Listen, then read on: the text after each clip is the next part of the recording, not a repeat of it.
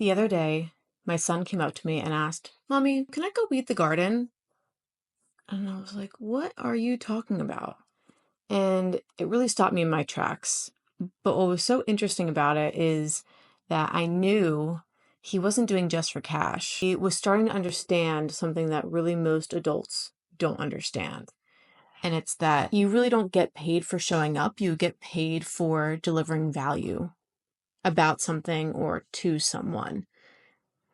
And that's something I want to talk about in today's episode of Unearth is how I parent like an entrepreneur. My name is Shelly Hughes. I'm the founder and CEO of Nolly Roots, and this is Unearth with Shelly Hughes.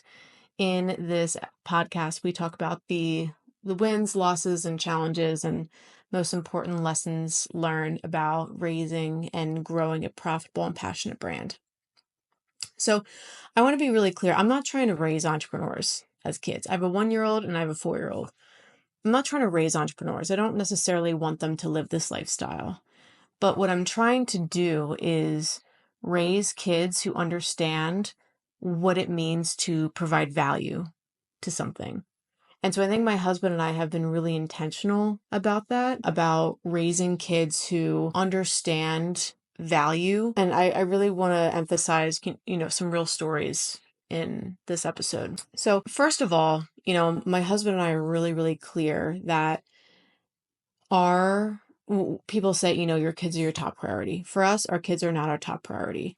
We always say that Steve and I are each other's top priority and the kids are our top priority. And when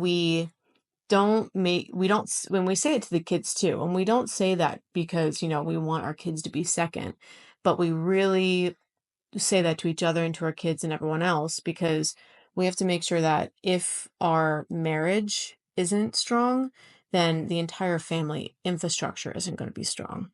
So the kids know that we are always on the same team and, they can't just run to daddy if mommy said something wrong, right? So it shows kind of that really strong connection, that really strong, team mentality that Steve and I have. And we're really on the same page with a lot of the things that I want to go through today about how we parent and why we parent and the way that really models a lot of entrepreneurial behaviors. One is modeling resilience. It's really, really hard, especially now that my 4-year-old, he's getting into some sports. It's really hard to see them not understand why they're losing. So my kid, he plays t-ball and he is simply not the fastest kid on that field.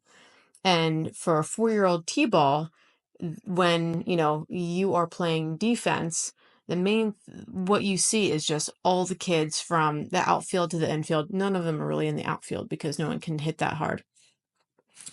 All of them run to the ball, and whoever can get to the ball first, they throw it to first base. And my poor kid very rarely gets to the ball first, even if he's the closest one there. To start out with. And it was really, really challenging in the beginning because I think it was one of the first times where he realized that over and over and over again for about an hour, he wasn't getting the ball and people weren't taking turns. And you could tell he was getting frustrated and he wanted to quit, right?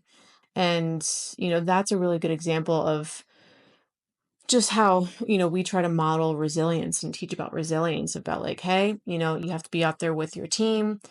The idea is to get the ball to first base as soon as possible, that kind of thing. And I try to let him see how I struggle. I still remember, and it's so interesting because when he does succeed and he does win, I always tell him how proud of him I am. And it was so funny. This one time we were chopping wood, for the indoor fireplace this past winter. And my husband, Steve, he was chopping the wood and he was taking a break. So I took the axe. I'm like, I want to learn how to chop wood. Like, I don't really know how to do it. And of course, the piece of wood I got was the most knotty, thick piece of wood there was. And I was going after it and going after it and going after it. And Steve was, trying to teach me and tell me what to do. And I kept trying to split this piece of wood. And I finally split it. And later that day, Tuck came up to me and he said, Mommy, I'm so proud of you for when you chop wood. I'm like, it just it was so cool. And so I think it's just really modeling behavior of resilience and modeling language of resilience. And then being so proud and, not just being proud of yourself and not just other people saying they're proud of you too. The other thing I do, and this kind of goes off of, the story that I said at the top um, of the episode, is really earning through value and not expectation. And so in our family, we have a gig system. It's not typical chores where chores are kind of expected. Gigs in our family is very much earned. So our kids are, mainly my 4-year-old, he's expected to do all the things that you're expected to do for yourself. Clean up your toys, put your dish in the dishwasher, that kind of stuff. What we do though is you're expected to do those things and you're not getting paid to do them, right? But what I have is a whole chart that has little pockets in them of different gigs that he can voluntarily do, like weed the garden. And so in there's, maybe couple quarters in each one, depending on what the gig is. If a gig takes more time, kind of like, weeding the garden, it might have 3 quarters in it, where if it's, feed the dog, it might have like a nickel in it, right? Because our dog has belly issues and gets fed 4 times a day. So that'd get really expensive if I had Tucker feed the dog 4 times a day and get a lot of money for it. But what I love about the gig system is that it is completely voluntary. He does not have to do it. Nothing is required of him, but he consistently asks me to do gigs. And then, and what that does, it really mirrors the entrepreneurial world, right? It's not just, hey, do these chores and you get a set amount per week, and that's all you get. And I just don't love the idea of chores, because honestly, I never liked doing chores. And it's like, how do you force a kid to do a chore if he really doesn't want to do it, right? So it's more so just like the entrepreneurial world, seeing how you can provide value and how you can be compensated by providing that value. I really try to create space for my kids to make their own choices, really letting them learn through trial and error. And I really think that autonomy now leads to confidence, and creativity later. So when we go for a walk, for example, I have Tucker lead, where I say, which direction would you want to go? And what I love to do, especially when he was a toddler, are toddler-led walks or toddler-led hikes, where, he will go in front of us, and as fast as he walks, as fast as he hikes, we hike. The direction he goes, we will go. If we go over the same log 50 times, that's what we do. But I think, really trying to encourage autonomy and decision making and having them be a leader is really, really helpful. The other thing is, if we got to get home and, Tucker might be, dragging his feet a little bit on a walk, I say, Tucker, I don't know how to get home. Can you help me get home? Do you know the way home? Right? And it's amazing because he gets straight up and he gets really confident, and he makes, he leads us home. And one of the last things that I like to do is really building that intrinsic confidence and problem solving.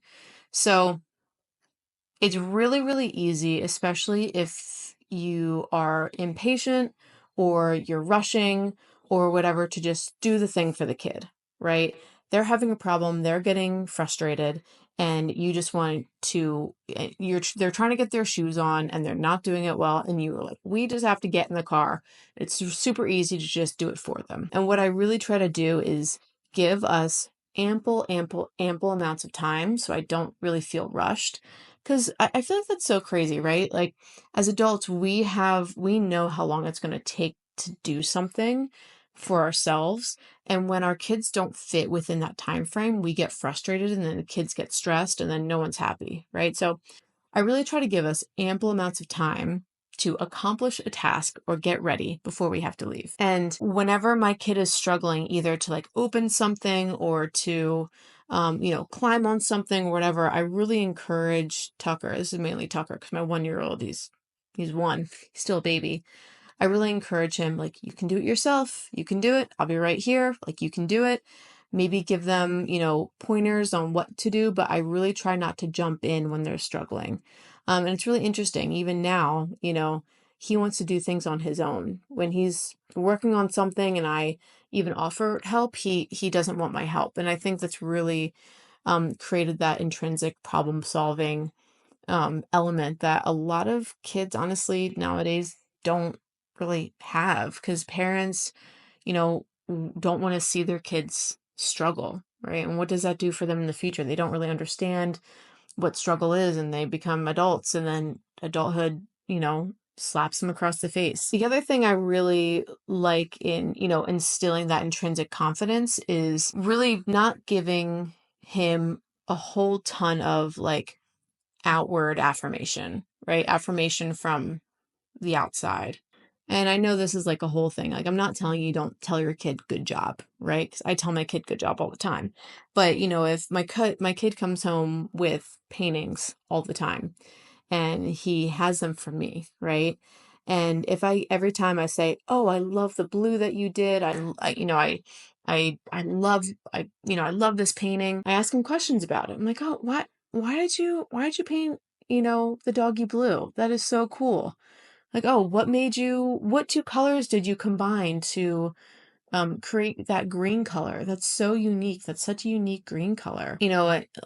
Why did you choose that? What do you love about your painting?"